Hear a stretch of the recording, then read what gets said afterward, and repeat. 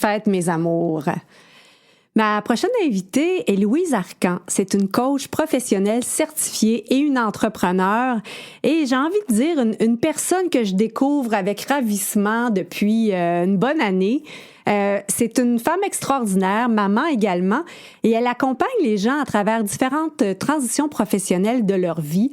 À travers le programme Espace Vie Emploi. Elle a également développé le programme Passion Retraite qui a attiré évidemment mon attention. Peut-être que cette étape-là s'en vient pour vous, peut-être que c'est déjà passé et que vous allez avoir à donner des petits conseils à vos enfants qui arrivent à cette étape-là.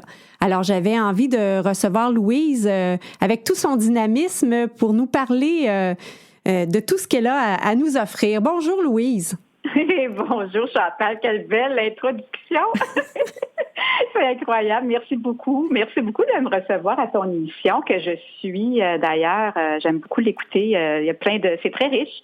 Donc, tu as des beaux invités, puis ça me fait, je me sens privilégiée là, de faire partie de cette belle gang-là. Ouais, je suis convaincue que tu vas ajouter à ces invités extraordinaires-là. Parle-moi, Louise, comment c'est né, là, Passion Retraite, et qu'est-ce que c'est exactement? Oui, en fait, comment c'est né? Moi, j'ai mon bureau depuis 2009. Moi-même, j'ai fait une transition de carrière à un certain moment. Je suis retournée à l'université à l'âge de 37 ans. Bon, je ne ferai pas tout le parcours au complet. Par contre, par Espace Vie Emploi, par mon bureau depuis 2009, j'accompagne la clientèle de 16 ans à 75 ans. Là. Ma clientèle la plus âgée a 75 ans. Mais ce que j'ai pu réaliser, c'est que j'avais plusieurs clients qui étaient en passage vers la retraite. Puis le questionnement est toujours est-ce que je vais continuer à travailler? Est-ce que je vais arrêter? Est-ce que je vais vraiment prendre ma retraite et tout? Donc, j'ai commencé à donner de la formation, même en entreprise, au sujet de la préparation à la retraite. Moi, mon dada, ce n'est pas, moi, je parle pas de chiffres, je parle pas de REER, je parle pas de santé, je parle vraiment du projet de vie. Après le travail, après la retraite, mais c'est pas nécessairement non plus juste après le travail, mais disons après une carrière, quelquefois les entreprises nous poussent un peu à prendre notre retraite parce qu'on commence peut-être à coûter cher pour l'entreprise ou bien c'est le moment. Et puis, donc c'est ça. Là, j'ai créé Passion Retraite pour doter les gens en fait d'un projet de vie qui soit porteur de sens pour eux. Et tu as sur ton site Internet un PDF, là, un petit e-book qu'on peut télécharger qui parle des 5 étapes. Est-ce que tu peux nous les nommer? Oui, bien en fait, dans les 5 étapes, les étapes qui reviennent quand même assez souvent, on se pose la question, moi, je me connais pas. Je réalise que j'ai toujours fait la même chose, mais je ne me connais pas. Donc, là, c'est d'apprendre à se connaître au départ. Bon, qu'est-ce que j'aime? De quoi j'aime parler? Pourquoi les gens viennent vers moi, par exemple? Donc, la première étape, c'est d'apprendre à se connaître. La deuxième étape, parce que moi, quand j'interviens avec ce PDF-là, c'est en préparation de la retraite. Donc, on est encore, idéalement, on est encore sur le marché du travail et ça se sent bien. Là, c'est pas demain qu'on prend notre retraite, donc c'est le temps de réfléchir. Donc, maintenant, pourquoi vous travaillez? Mis à part le salaire, les conditions de travail et tout, c'est important de se poser la question. Est-ce que c'est parce que j'aime contribuer? Est-ce que c'est parce que j'aime avoir des gens autour de moi? Est-ce que c'est parce que j'aime avoir des responsabilités, des défis? Est-ce que j'aime parce que je suis toujours dans l'action ou le contraire, parce que j'ai une routine fixe et je sais où je m'en vais? Donc, pourquoi on travaille? Ça aussi, c'est important de savoir, de l'identifier. Après ça, commencer à faire quelque chose. J'ai tellement de personnes qui viennent vers moi qui me disent « Hey Louise, moi j'aimerais tellement commencer à peindre, je vais attendre à ma retraite. » Mais là, commence maintenant pour voir si tu vas aimer ça. Tellement! Je suis tellement d'accord! OK, parce qu'il y a tellement de choses. Moi, je considère que la vie, c'est un terrain de jeu. Donc, amusons-nous maintenant parce qu'il n'est pas dit, j'amène souvent cette histoire-là quand je fais des conférences, des formations. Il y a un couple qui me disait, moi, on veut partir en VR, nous, quand on va prendre notre retraite et tout ça. Puis finalement, ils ont fait leur voyage en VR le jour, presque une semaine après avoir pris leur retraite. Ils ont détesté ça. Ils ont détesté ça. Puis ils avaient tout misé parce que les gens disaient, c'est le fun, on se promène en VR. Eux, ils ont dit, on est toujours dans un centre d'achat stationné, on n'a pas de place. Les gens nous regardent avec des gros yeux, c'est pas agréable. Donc, c'est une question de goût. Il y a des gens qui vont adorer. Donc, il faut l'essayer. Louer un VR pour une fin de semaine avant de vous embarquer dans un projet. Mais c'est la même chose pour à peu près près n'importe quoi.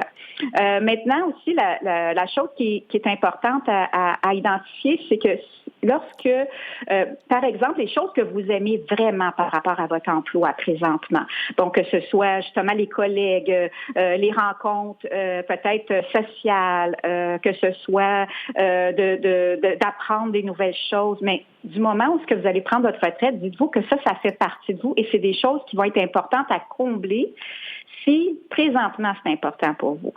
Donc, comment est-ce que vous allez réussir à combler ça, ce côté social-là, si par exemple, parce qu'il y a des gens qui ont des familles, ils ont beaucoup d'amis, mais il y a des gens que le travail, c'est leur lieu social. C'est là qu'ils font leur contact, c'est leur seule partie de Noël, par exemple, etc. Donc, ça va être important avant de partir de dire déjà, OK, je vais commencer à me créer un nouveau réseau, par exemple. Je vais commencer à m'impliquer à titre de bénévole dans des activités. Donc, de combler ces choses-là qui sont importantes pour soi par d'autres activités maintenant, pour que le moment du passage, qu'il n'y ait pas un vide, un sentiment de vide. Absolument. Donc, un petit peu plus tôt, on a reçu Gilles Sénécal, qui a été mon mentor à une autre époque, et justement, il est devenu bénévole à Canalem au moment de sa retraite parce qu'il voulait se sentir utile. Donc, il avait identifié ce besoin-là pour lui. Et j'aimerais ça t'entendre sur les craintes qu'ont les gens que tu aides là, justement à orienter. C'est quoi les craintes principales par rapport à cette transition de vie?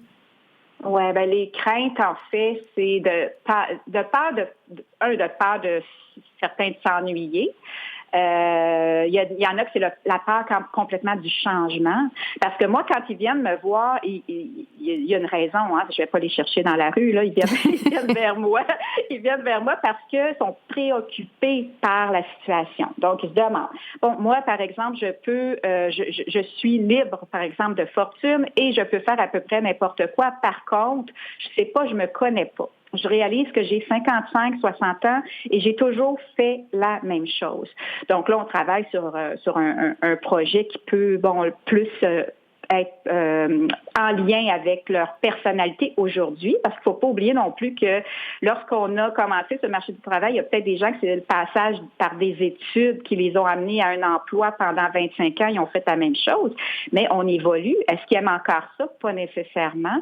Donc, si je fais des nouveaux choix, est-ce que ce sera des choix que je vais aimer longtemps? Donc, ça, c'est vraiment une chose qui revient souvent, mais en fait, on l'a pas, la garantie. C'est pour ça que c'est important d'essayer maintenant de pas attendre la dernière minute. Donc, ça, c'est une crainte. Est-ce que je vais arriver financièrement aussi en faisant des choix? Moi, mon objectif avec ma clientèle, c'est que c'est du cas par cas. Il y a des gens qui vont décider de faire du mentorat, justement, comme la personne que tu as reçue. Il y a d'autres personnes qui vont dire, moi, ce que j'aimerais finalement, du bénévolat, excuse-moi, moi, ce que j'aimerais, c'est de faire du travail à temps partiel, par exemple. Donc, je voudrais faire la même chose, mais à temps partiel. Il y a d'autres personnes qui disent, moi, je veux plus du tout faire la même chose. J'ai toujours rêvé, par exemple, j'ai un client qui me disait, moi, j'ai toujours travaillé avec ma tête, mais j'aime travailler avec mes mains. Donc, j'ai dit, là, on a une belle page blanche. Qu'est-ce qu'on va mettre là-dessus? Qu'est-ce que tu pourrais faire? Il dit, quand je vais à la résidence de ma mère, il dit, il y a toujours une madame, il appelait ça ses madames, là, il dit, il y a toujours une madame à quelque part qui a une poignée de porte à réparer. Il dit, j'aime tellement ça. Donc là, on a regardé, qu'est-ce qui pourrait être fait dans ce sens-là? Puis, ça l'allumait vraiment. Donc, il a décidé d'aller faire une formation en menuiserie, un DEP. Puis, pourtant, c'est une tête, c'est un ingénieur et tout. Puis, il a décidé vraiment d'aller se former pour pas avoir le syndrome de l'imposteur et tout ça. Mais il se disait, est-ce que je fais le bon choix? Il dit, on ne le saura jamais tant que tu le fais pas. Un DEP, c'est quelques mois, on va l'essayer. Tu sais, c'est comme, puis finalement, il s'est amusé. C'est quoi quels sont les enjeux il y a des enjeux qui peuvent être financiers. Là, on parle de d'autres projets, mais si vraiment c'est juste de faire le bon choix, faire un changement en se posant la question, est-ce que je vais faire le bon choix? On n'aura jamais la garantie. Il y a des gens qui cherchent une transition vers un projet à ne rien faire aussi. Donc, j'ai un autre client, lui, qui disait, moi, j'ai tellement hâte d'être assis dans mon fauteuil, puis il dit, je vais écouter du jazz, puis je vais fumer mon cigare. Tu sais, oui, OK. Après un an d'avoir fait ça, est-ce que ça va tenir la route? Parce qu'il y a la lune de miel nous qu'on appelle au niveau de la transition de carrière comme ça, au niveau du passage à la retraite.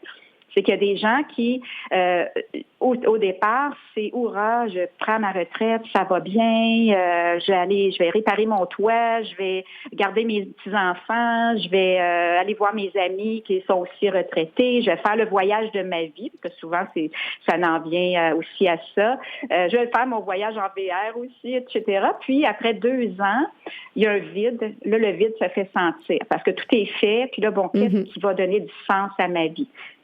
Donc, ça aussi, c'est quelque chose qui est une préoccupation que les gens ont, c'est que de faire quelque chose parce qu'on n'a plus maintenant le 60 ans de nos parents. Nos parents, on savait qu'à 60, 65 ans, ils étaient vieux. Là, moi, je m'approche du 60 et je me suis jamais sentie aussi jeune. Mon corps vieillit, mais ma tête, je suis encore une adolescente. Moi, puis je trouve que je connais pas encore assez de choses à mon goût. Puis, c'est ça. Donc, c'est important de voir qu'il y a quand même encore de longues années devant soi. Donc, on n'est pas éteint parce qu'on prend notre retraite. Puis, il y a beaucoup de personnes qu'au départ disent, ah oui, j'ai été usée par le travail, donc là, je ne veux plus rien faire. Mais non, après 2 ans, ça les rattrape. Puis le problème, c'est qu'ils vont retourner, ils vont peut-être accepter un poste parce qu'ils s'ennuient, puis dans un domaine qui les a usés. Hey, ma belle Louise, on aurait tellement à dire là-dessus que moi, j'ai envie de te réinviter. Puis, je vais te réinviter pour qu'on voit ce qu'on fait, toi et moi, c'est de se rappeler bientôt. Ah oui, c'est parfait, c'est bien. Merci beaucoup. Merci Louise. Je te fais entendre La retraite de Gilbert Bécaud. Merveilleux, merci. Bye. Pas bon. Alors, c'était La retraite de Gilbert Bécaud et vous aurez compris avec le dynamisme de Louise Arcan que la retraite préparée avec Louise Arcan, c'est pas bon, c'est du bonbon.